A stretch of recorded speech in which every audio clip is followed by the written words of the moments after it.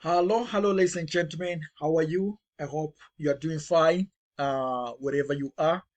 I welcome you all to this second segment in our question practice related to the computation of income tax in the UK.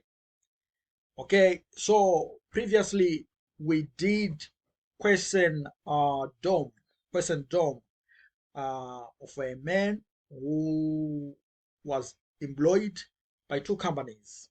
Initially, he was employed by a company by the name Abacus, and he left employment during the tax year and assumed employment with another company by the name Brass Limited. All right. So we indicated that we had modified the question from its original version so that it becomes relevant to the 2024-2025 UK tax year. In this video, we're going to do again a question that has been modified to ensure that it is relevant for our current tax year, the 2024-2025. Yeah, so we are going to do question Alicia. Okay, so without much ado, let us get straight to the business of the day.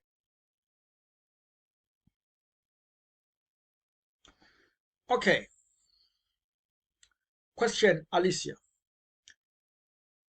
You should assume that today's date is 28 March 2024. So the examiner is actually giving you a hint that for you to attempt this question, you just have to assume that today is 28 March 2024. All right.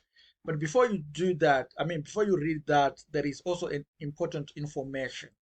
The scenario relates to 3 requirements. So you need to tell yourself. Sometimes you just complete the first requirement and then you ignore thinking that you have finished. So the examiner is actually saying, please take heed, take notice. The question has got 3 requirements that need to be attended to. Okay, so you should assume that today is 20th March 2024. Alicia is employed by Task Limited and is currently paid a gross annual salary of £60,000. So the moment you see £60,000, obviously, you should tell yourself that this should be a higher rate taxpayer. And higher rate taxpayers normally pay tax at 40%. Okay, they pay tax at 40% from the tax tables. Remember that. Task Limited has offered Alicia the choice of either being provided with a company motor car or alternatively receiving a salary increase and also being paid a mileage allowance for using her private motor car for business journeys. So there are 2 choices. Either we give you a motor car or we increase your salary. That is, you will be using your own motor vehicle to do company business.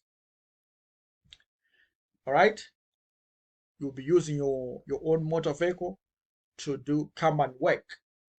So those are the 2 choices, right? So if you are using your motor vehicle, it means there is a benefit from fuel. There is a fuel benefit.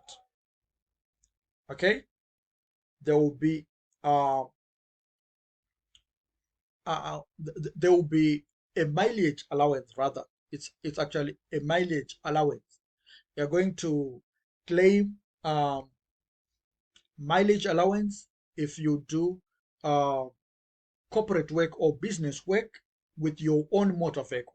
So you need to enjoy some mileage allowance. And the taxman for mileage allowance, they have allowed us 45 pence per mile. Okay, so if you get a reimbursement of 45 pence, or if you get company disbursement equivalent to 45 pence per month, then you are not going to be taxed. Why? Because the taxman has allowed you up to 45 pence. So if the company pays you some allowance related to the mileage you have traveled doing company business with your own motor vehicle, then if it is 45 pence or below, you are not going to be taxed. If it is below 45 pence, you actually have to claim the balance outstanding. All right, they need to pay you up to 45 pence. So if they pay you, let's say 30 pence, then you need to claim 15% when you are doing your tax. Okay, you're not going to go back to the company and say, oh, pay me more. No, we are simply saying on your tax return or during the computation of your income tax, you need to deduct the deficit. You need to deduct it because you are allowed up to 45 pence per mile. All right. So we'll hear from the story when we read the information relating to the use of private motor vehicle, which would be linked to the increase in salary. All right.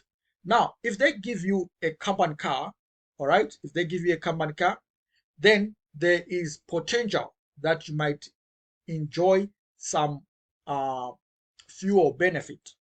Okay, that is if you are using the car for your private errands, if you are using the company car for your private errands, and they have given you fuel which you are using on those errands, then we will assume that you are enjoying some fuel benefit. Okay, and we are going to tax you for that. All right, so it's I mean, this is the background information a student should have when dealing with a question like this.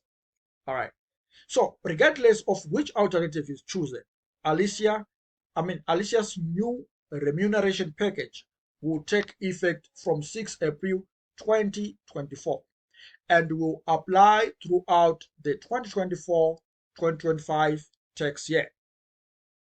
So let's now look at the alternatives in detail. Let us avoid speculation. Let's avoid speculation. Let us just use the information from the examiner himself. So the motor car will be petrol powered with a list price of 22,400. That is, if you are going for the common car or the common motor car alternative. All right, this information will be very, very essential to us. The motor car will be petrol powered with a list price of 22,400. It will have an official CO2 emissions rate of 55 grams per kilometer. All right, so an intelligent tax UK student would see that if the emission rate is 55 grams, therefore the percentage applicable for the car benefit should be 16%. All right, that's the applicable percentage. Okay, Tax Limited will not provide Alicia with any fuel for private journeys, so no fuel benefit to worry about. Okay, under this alternative, Alicia will run a private motor car. Will not. So in this case, if you are given a company car, then you're not going to run a private motor car on the side. So you'll be 100% using the company motor vehicle. All right. So in the exam situation, you have read much information so far. So what you need is to go straight to the requirement before you finish everything. Otherwise, you read the question like you're reading a composition, and you won't be helped with such a reading style.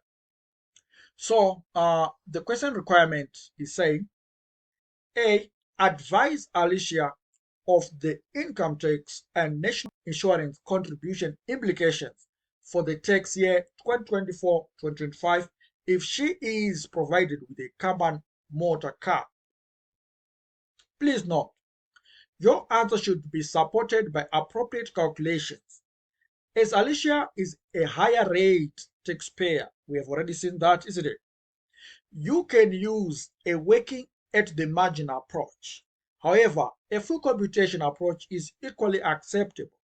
You are not expected to consider any implications for task limited. So the examiner is telling you that, oh, only look at the tax implications related to Alicia alone.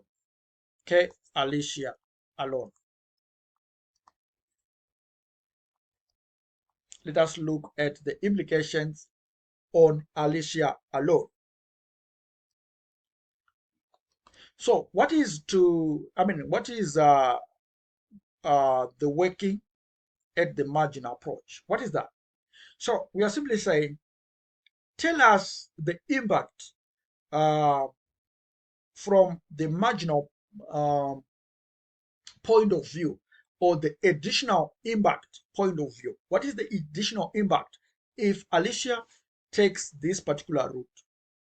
You are not required to come up with the pro forma, do those computations, personal allowance, what.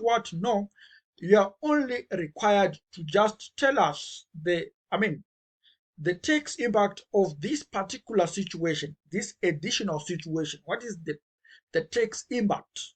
That's what the examiner wants you to display. All right.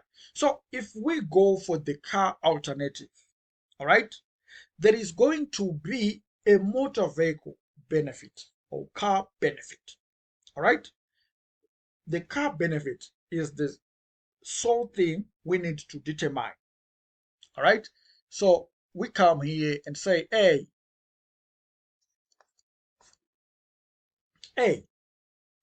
Alicia will enjoy a car benefit, okay, which is equal to 16% multiplied by the list price of the vehicle. All right. What was the list price of the vehicle? The vehicle's list price was 22,400, and the 16% has been obtained from the emission, CO2 emissions of this vehicle. Okay, so multiply by 22,400 pounds.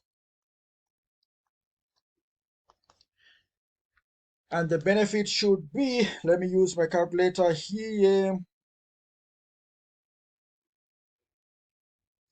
3,584 pounds. 3,584 pounds. Okay. So that's the car benefit, but that's not, please take it, that's not the tax liability. Okay. The tax liability related to this, the tax impact would be, remember, this is a higher rate taxpayer, so we need to subject the amount to 40%. So 40% multiplied by 3,584, and this should be, let me punch the figures, 40%, 0.40 multiplied by 3.584.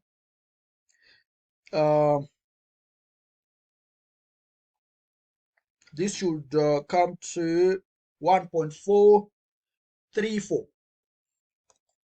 1.434. Sometimes these calculators confuse, Okay, 0.4. Let me redo this figure again. I don't want to make unnecessary errors on the screen. On camera.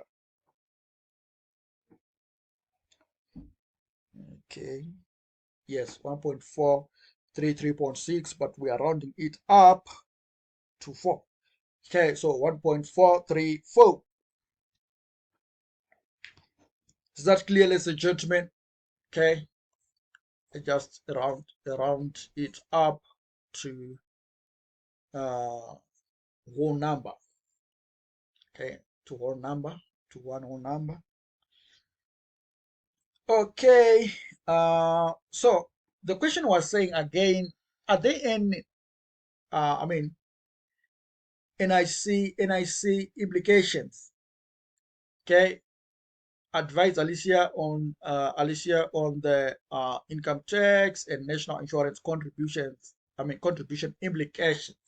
So the income tax impact is that if we adopt the car alternative, there is an additional tax. So you need to put it this way.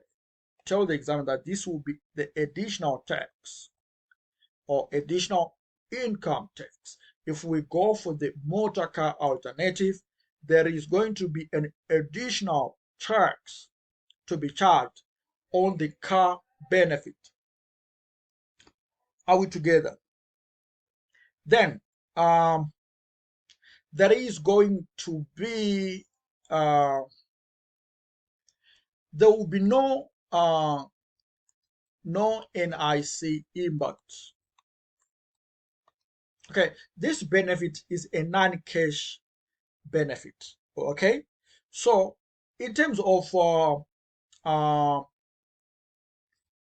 contributions, NIC contributions, Alicia is only liable to class 1. Okay, Alicia is an employee, she's only liable to class 1 NICs. Okay, the class 1 NICs are, for employees, are for cash benefits. Their salaries, if they are given maybe things like fuel benefits on top of the 45 pence. Okay, if they are given maybe by their companies, the companies are giving them 60 pence per kilometer, the extra 60 minus 45, the 15% extra would be liable. Okay, would be a cash benefit, which will be liable for NIC contributions. But in this case, she is only given, this alternative is only subjecting her to a non-cash benefit, which is a motor vehicle. All right. So there is no NIC impact, no national insurance contributions impact. Why? Because, tell the examiner, because the car benefit is a non-cash benefit. Are we together, ladies and gentlemen? Good. Now let's move on with the question.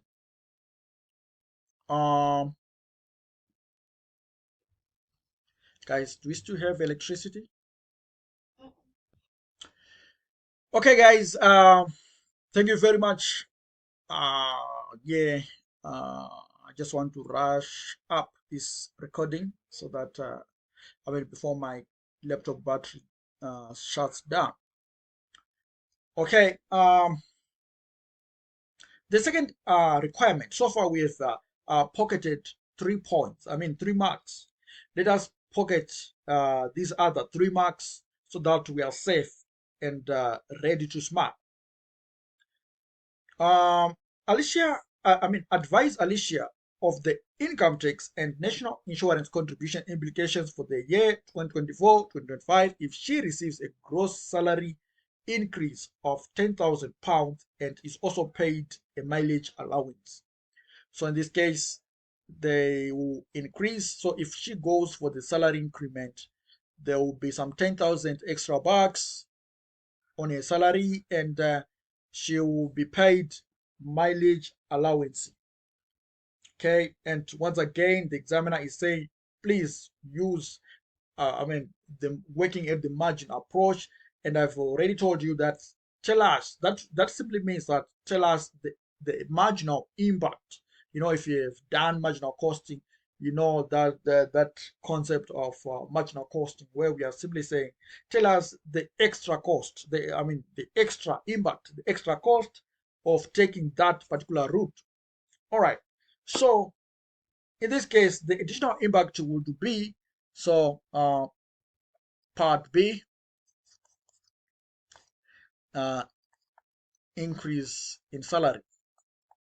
So the increase in salary, the impact. Okay, first of all, the tax related to this route would be, actually tell the examiner, additional, because we are talking of marginal. So additional tax related to this route, right? Yeah, be specific to tell them that you understand what is going on. So additional tax related to this route would be, because this one is a higher rate taxpayer, so that's the 10,000 multiplied by 40%. This is the rate for higher rate taxpayers. So this would be £4,000. That's the additional tax. Okay, and when it comes to NIC impact, the NIC impact would be class 1 NIC of the class 1 NIC of 2%. All right, remember we start with the 8%, but the 8% is consumed, right? The 8% is consumed up to, okay, up to the 50,000 something there, okay? Because remember, the first 12,570 is zero rated, is zero rated in terms of NICs. Is not subject to NIC contribution, okay? But the additional 37,700 is subject. This is the one that is subject to the 8%. Okay, this is subjected to the 8%. All right, and then after this, so where are we now? If we add this, it means that we'll be at let me use the calculators. That's 12,570 plus 37,700. Okay, that's will be having the income. So income up to 50,700, 270, is subject. That's where the 8% rate applies. Okay, the first, we know that the first one is subject to, this one is subject to 0% NIC, but the 37,700, the additional 37,700 pounds from that mark of 12,570 is subject to 8% NIC. Okay, so it means the person's income up to this amount, 50,207, would have been consumed if we are told that the annual income, as in this question, the annual income of this lady was 60,000 from the question. At the start of the question, please remember. Okay, we are told that the annual income is 60,000 pounds gross. Okay, we are told that, clear. All right, so obviously, if the 50,270 of this income, of this 60,000, has already been subjected to 8%. All right, so it means the other income is now subject to 2%. Please revisit the example, the question, the video which I did on DOM. Okay, on question DOM, right? There is a video, a 2-hour video where I was explaining all these concepts so that you understand what we mean, because here I do not want to open the text tables. They consume a lot of time. Okay, they consume a lot of my time. So I don't want to open those tables for now. All right, so refer back to that video so that you catch up as quickly as possible. All right, so it's now 2% of the additional, right? The additional is £10,000 because we are told that the additional salary will be £10,000. So this means that she will be should have to contribute how much? £200. That's a additional NIC obligation. Is that clear, ladies and gentlemen? Okay, let me just recompute these figures.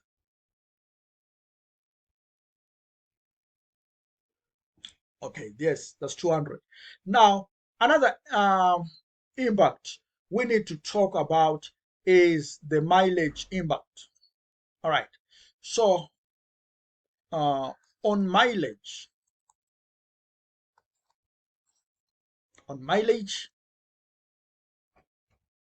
let's get information from the scenario. Task will also pay Alicia 45 pence per mile when she uses her motor vehicle for business journeys. Alicia will drive 8,000 miles in the performance of her duties for Task Limited during the tax year. All right, so she is being given 45 pence. If she's given exactly 45 pence, then she will she will not be taxed on those amounts she will be given. Okay, she won't be taxed, but at the same time, she will not claim any mileage allowance. She's not going to be taxed. Okay, even if you tax her, then the amount you're going to tax her is also going to be the amount of the deduction. So by the end of the day, there is no tax and there is no claim. So you need to tell the examiner. On mileage, as she is given the 45 pence per mile by the employer. Sorry, I don't know what's by the employer. My pen is misbehaving. It's the issue of electricity. But the employer, then there is no tax taxable benefit and claim.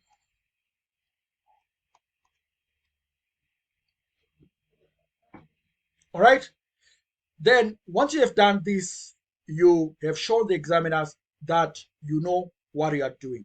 Okay, so let us do the last part. Advise Alicia as to which of the two alternative remuneration packages is the most beneficial to her, clearly showing the details from the scenario in your workings. So let us quickly give this a rundown.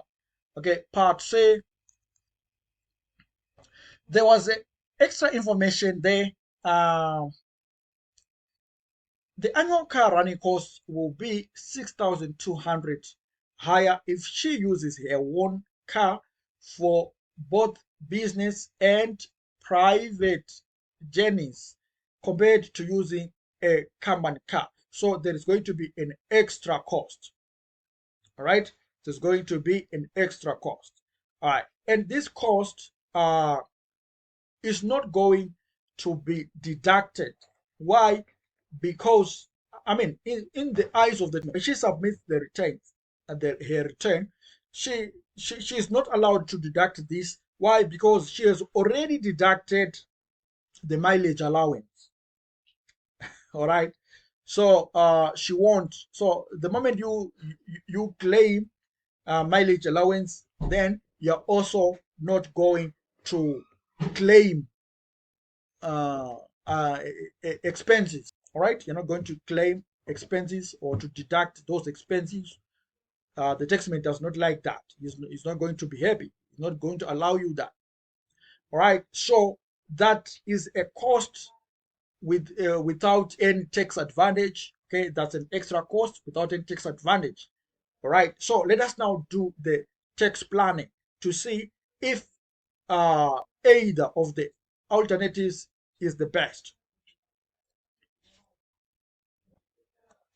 Okay, so far, when we did the car benefit alternative, we were left in this position. Okay, there was an extra tax payable of £1,434. So we need to tell the examiner initially the car benefit leaves Alicia in a tax payable position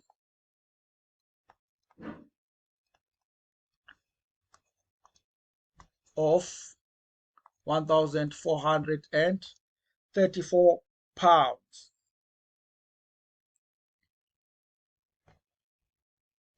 Did I pick the correct figure? Yes, £1,434. All right. Now,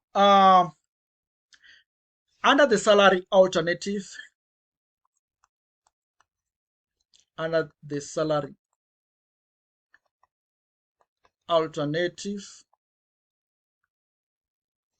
the following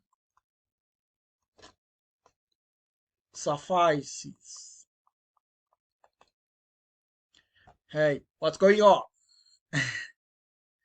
The following suffices. Okay, initially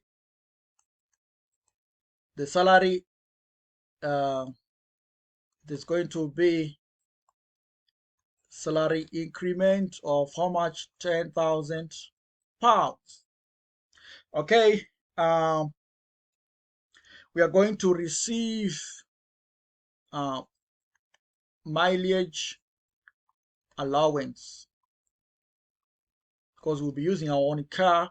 So we will travel 8,000 miles at 45 pence. Okay, 45. Remember, guys, the question here is talking about the advantage of these in terms of tax planning. So in tax planning, we are talking of cash flows. We are only interested in the cash flow impact of the decision which we would have made. Okay, so what is 8,000 multiplied by 45 pence? Because that's the actual money he's going to get from his employer. So that's 3,600. Okay, but there is also going to be some income tax because the salary increment will come with income tax. We have calculated it to be $4,000. Remember, we said pounds multiplied by the higher rate taxpayer percentage, which was 40%. So there's going to be 4,000 tax payable. Okay, and there is also going to be some, employee NIC contributions, and we have calculated them to be £200. Please revisit that part of the video. We are also told that this alternative is associated with additional car running costs of 6,200. Think of the cash flows only. So car running costs, they are 6,200. Okay, and what is the net outcome? Okay, net outcome. What is the net outcome? The reason why I said net outcome, it's very dangerous before you finish your computation to tell yourself that there is a net income or net outflow. You do not know, but it is the net result we want, isn't it? So that if it is positive, then it was an inflow. If it or an income, if it was negative, then it was an outflow, something like that. Remember, these are cash flows. Okay, so well, you'll be doing a spreadsheet, so it's very easy to rub off. Okay, you just rub off and print whether it is an inflow or an income or a cost. All right, so if it is positive, let us 10,000 plus 3,600 plus 4,000, minus 4,000 minus 200 minus 6,200, then you get your 3,200, and this is positive. So you can tell the examiner, all right, you can tell the examiner, right, you rub off and you tell him that no, this was a net income. There was a G, I rubbed off by mistake. So this is net income.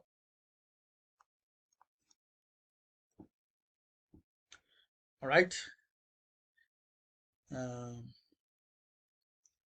It's good to simply to use this word all the time, because here we are talking of additional impacts. Net additional. This is net additional income. So if we take the salary route, we are going to have a net additional income of 3,200 pounds. However, this is not the complete advantage of this. This is actually this is not the full advantage of this route. Remember, we are comparing this route with another, right? So the potential of this route actually is more than this. Okay, so you should tell the examiner the ultimate potential of the salary increase alternative is therefore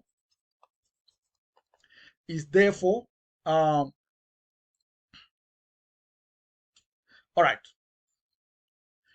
we are saying, first of all, we were at a negative position. Okay, that's tax liability.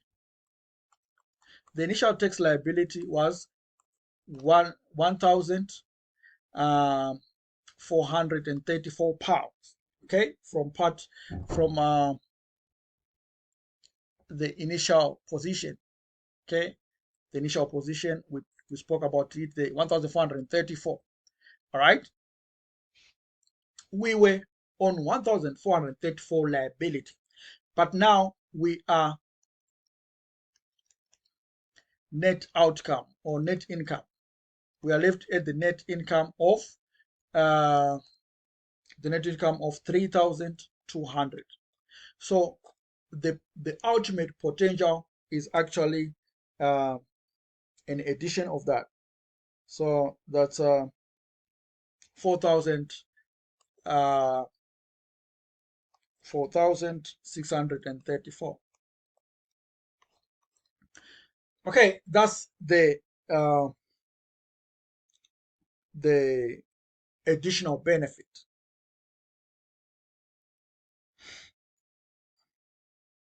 Okay, she will be better off by 4,634. But why are we saying we need to add? Remember, we are saying, let us do a number line. Okay, a number line. Initially, okay, this is the negative and this is the positive. Initially, we were at 1,000, a negative 1,434. All right, but if we take the salary increment will be left at 3,200 pounds. Okay, these are pounds. Sorry. So if we move from the negative,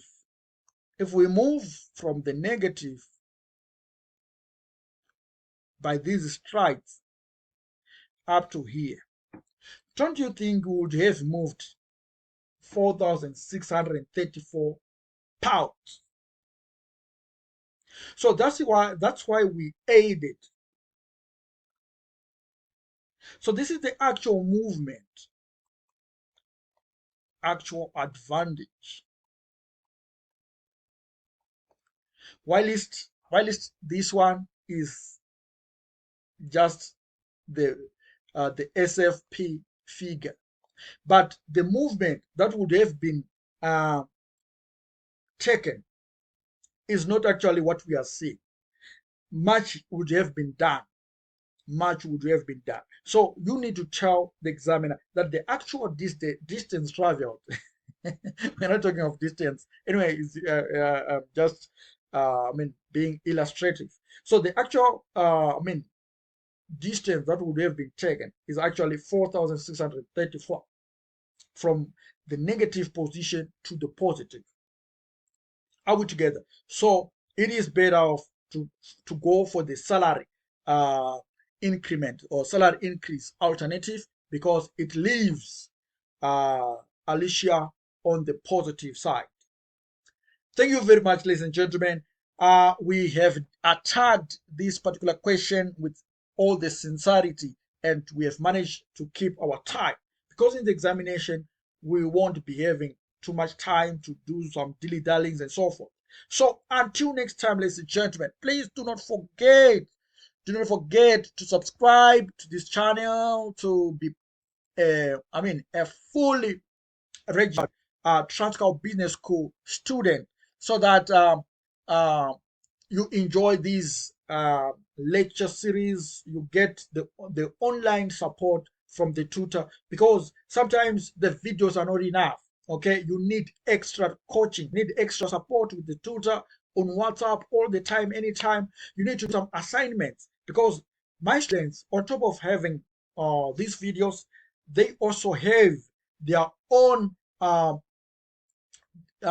individually dedicated video explanations, where I will be actually explaining to them when they are stuck what they should do to maneuver and pass or complete the assignment. So they do continuous assessment before they do the final assessments with the real ACCA examination. Are we together? So before you are tested by ACCA, you need to be tested by the to see if your understanding of the subject matter is actually at par or with what the examiners are expecting from you. Otherwise, you end up donating to the ACCA, donating and donating and donating. Well, when you're failing and failing and failing these papers. So be careful. Take care of your own self. All right. So this is my number, ladies and gentlemen. This is my WhatsApp number. All right, +263 774 596 596 3 sorry 368. Okay, from Zimbabwe with love. Okay, please take care of yourself. Once more, I'm signing out. Goodbye.